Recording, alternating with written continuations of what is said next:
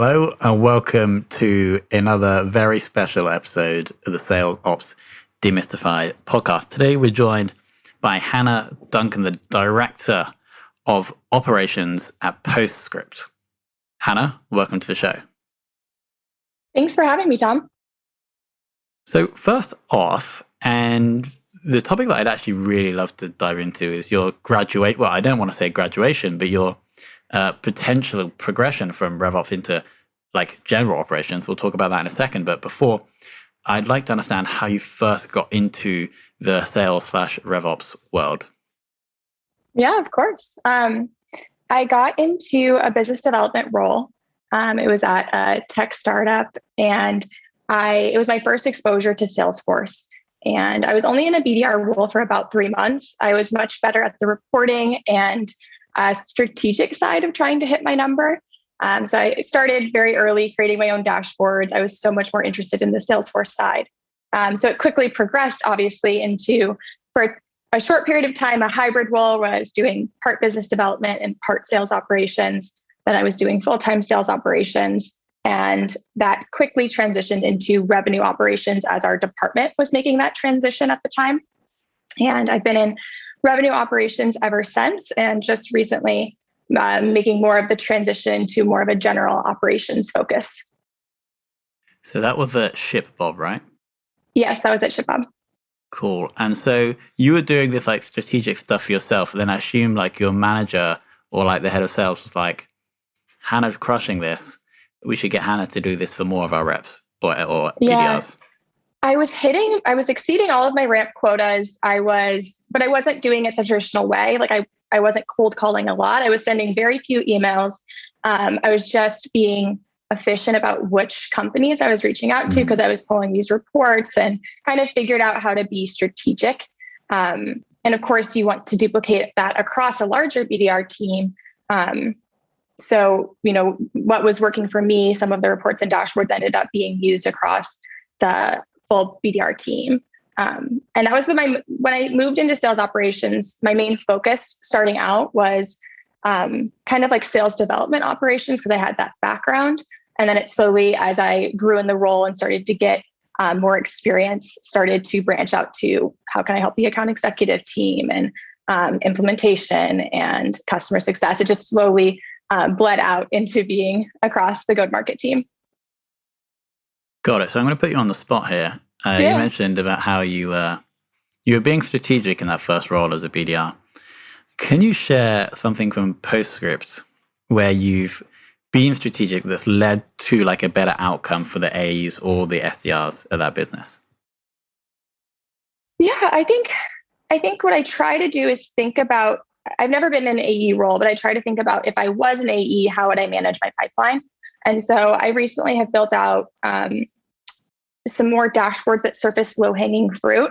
And for us, that is, we have 2 different business models. We have a usage business model. So our AEs actually work with customers, trying to ramp them up to a certain spend milestone. And then we also have a traditional sales pipeline where we're trying to get them on contracts.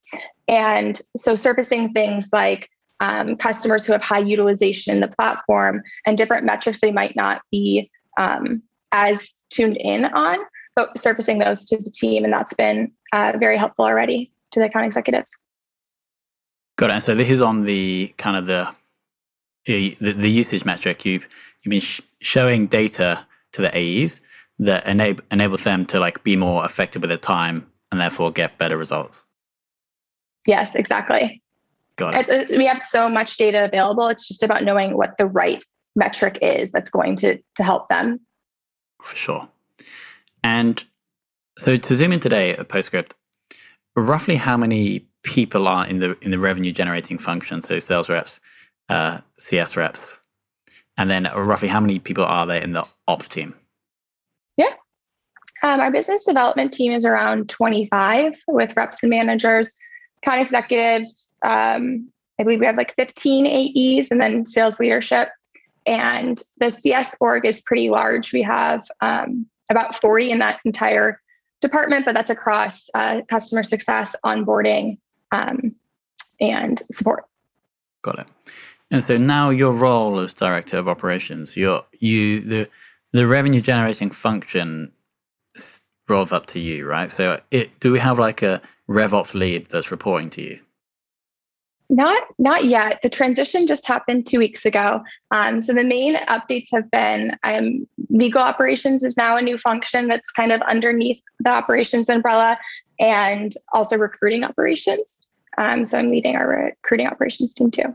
Got it. So you're serving these two other functions, legal and HR, or part of HR with recruiting. Yeah. Awesome. And this is like slightly outside the remit of the show, but I would be really interested to understand like what something that you learned from sales or RevOps that you've applied to those two new fields that has like had an impact. I think it all comes back to just like stakeholder alignment and just understanding process. I think Salesforce took me really far in my career because I could, do the put together a flow and create the dashboards and reporting. But I think what transitions more broadly just to general like business operations is you understand who you need to get aligned, because it's usually a cross-functional initiative, and what's the process you're going to put in place. And so I think that's been what I am trying to focus on with bridging the gap between HR, like our recruiting function, and the rest of the go-to-market team. And on the legal side, that's all just brand new. We're really just for the first time having that function. Awesome. So coming back to the FDRs/BDRs, these are your roots. What have you, at Postscript again, have you implemented anything for these people that has had a big impact on how many meetings they've been able to book? I think a lot of it has just been building so far. We started the year with 2 BDRs and now we're at 25. So many of them are very new in their ramp. We've just been making sure that they have the tools in place to be successful. So they have their sales engagement platform, the contact enriching platform. Our team's been very helpful in like setting up territories and segmenting their books so they understand which accounts to prioritize. So a lot of it's been the foundation, and then hoping that now that we have more of a foundation built up and we have more reps on board, we'll be focusing more on optimizing. What have you learned through onboarding? Because clearly going from 2 to 25 must have been somewhat of a roller coaster. I think I've learned at scale, you can't onboard everyone yourself. So at first I was, a new BDR started, I would hop on a call with them, show them Salesforce. We were very small. And as our enablement function has also grown, that's been helpful, but just documenting more evergreen content that can be used in a one-to-many way. So we use Guru quite a bit. So anytime there's like a question that pops up, if it's popped up a couple times, we try to document that in a Guru card.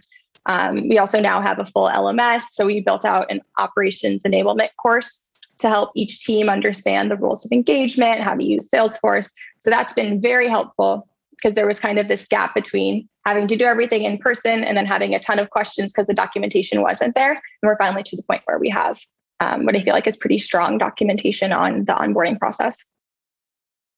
Awesome. Well, Alex, we're going to bring you in now to dig a little bit deeper. Thanks very much, Tom. And thank you, Hannah, for all the insights so far and helping us follow along with a really fascinating journey that you've not just been on in your career, but obviously the last year as well. Some pretty impressive scale that I'm sure people would like to do. It's that 12.5x on the biz dev side, at least. I don't know if that happens everywhere, but certainly explosive growth. There were a few things that really stood out to me, but let's work backwards. It's easier, it's fresher in the mind. So you talked about creating more evergreen content. And I just felt that was such a helpful way of thinking about things and putting it, the number of times we were doing the same sort of thing again and again. And that's should be the clear indicator, right? Create something that does this once and for all and move on. How have you approached kind of those evergreen resources and how you go about creating them? Mm-hmm.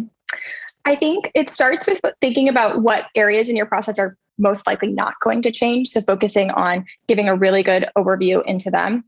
And then if there are areas, like with how quickly our company has grown, things change a lot.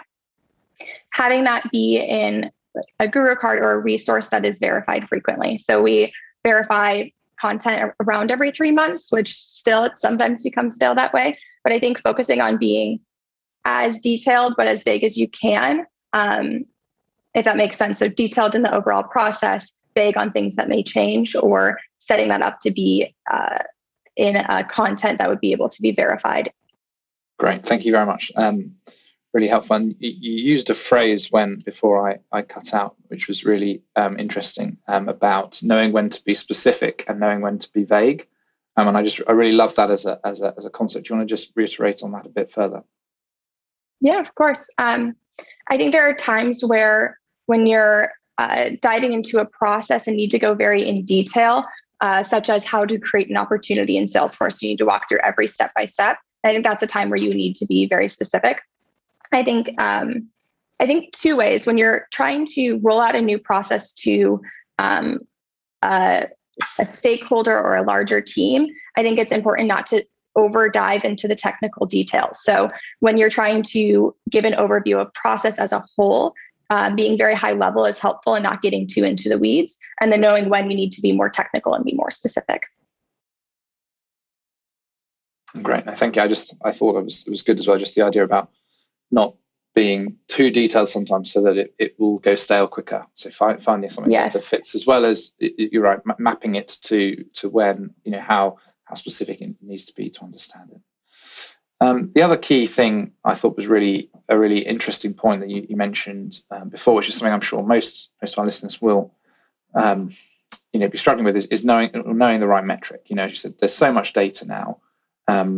It's not about understanding your data, it's about knowing which bits to access and how.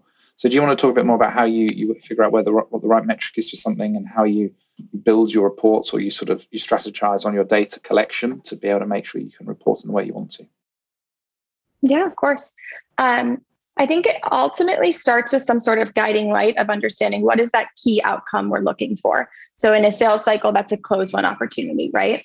And then I always back into what are the indicators we can identify that are going to help us get there. I think sometimes you can start at the beginning and work your way to the close win opportunity, and it doesn't always result in the best data, the best strategy.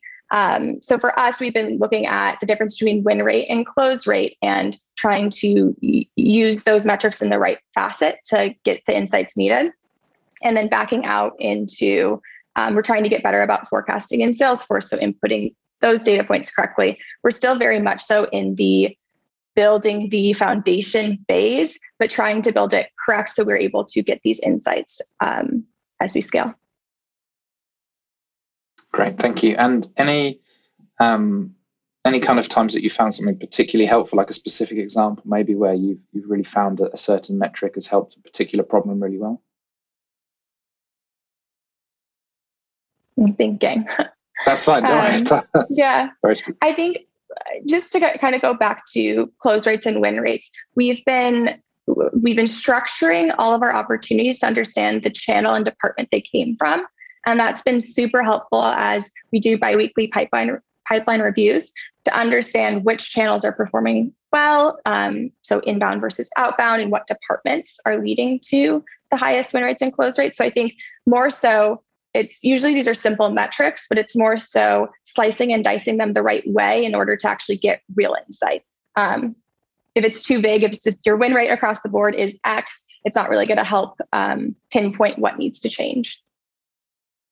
Yeah, brilliant. I think that's really helpful, isn't it? It's not so much what you're looking at, because sometimes what you're looking at is obvious, as you say. It's either a win rate or it's a revenue, or it's something very basic. It's about the right cohort, so that you're asking I always think about reporting in terms of questions and answers. I want to ask a good specific question and then be able to answer it accurately. And then you've got a helpful narrative potentially, or a concerning narrative, or whatever it might be, but you've actually delivered some value.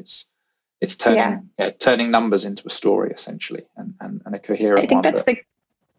I think that's the key, is like sometimes you can get so deep into a spreadsheet or to analyzing data that you forget what the question you're trying to answer is. So I always try to have that guiding light at the very beginning, so I don't get too deep down a rabbit hole of something else, Yeah, no, exactly. And I think it's a big piece in recruitment as well, in that it's easy to look for people who are very numbers orientated and good with numbers and organized. And while that's great, actually, the creative part is almost more important, and it's harder to train. I think it's almost more innate. You can upskill in it, but you kind of almost have it or you don't. And really, it's being able to understand that it's not just a number on a page. It's telling you something about and understanding the context, or knowing where you need to go to understand it, to really deliver insight that you can use to help scale the business. Exactly. Amazing. It's been really interesting. So thank you very much. So the last question from me is just essentially throwing the floor open to you. My goodness, I need to pick some easier words to say in sequence, but basically asking for anything that's been particularly on your mind recently that you've really been sort of learning about operations, or maybe something you've really been thinking of, maybe something you're considering a new way of working, or something that's used to be a best practice you're not so sure that it's good anymore. One of our guests referred to them as hot takes around, anything like that, anything basically completely not driven by us that you think would be really cool to share with the audience. Yeah, I think something that I'm working on more closely now that I haven't before is understanding capacity planning and workforce planning for next year. I've always been more involved in what are our comp plans going to be for next year, or helping out with some sales strategy. And so that's been something where it's new and I'm still learning. But I think having the core fundamentals of understanding the business has been very helpful there. And also just understanding spreadsheets and the ability to manipulate data that way. But that's been a new project that I've been working on, and has been kind of eye-opening to me. Great. Thank you very much. Tom, do you want to come back in and wrap us up? Yep, here we go. Hannah, the most important question of the whole episode. Who in the world of sales ops would you most like to take for lunch? Okay, so this is kind of a stretch, but I have been following Jeremy Donovan at SalesLoft for years. And I know he's like sales strategy, but I'm so interested in that realm. And I feel like it's adjacent to sales operations. So that's going to be who I would love to pick his brain and just learn more from. He's also a ex-guest on the show. So really, I'll have to listen to his episode. Yeah, really good episode. He's and he has his own podcast as well, I believe.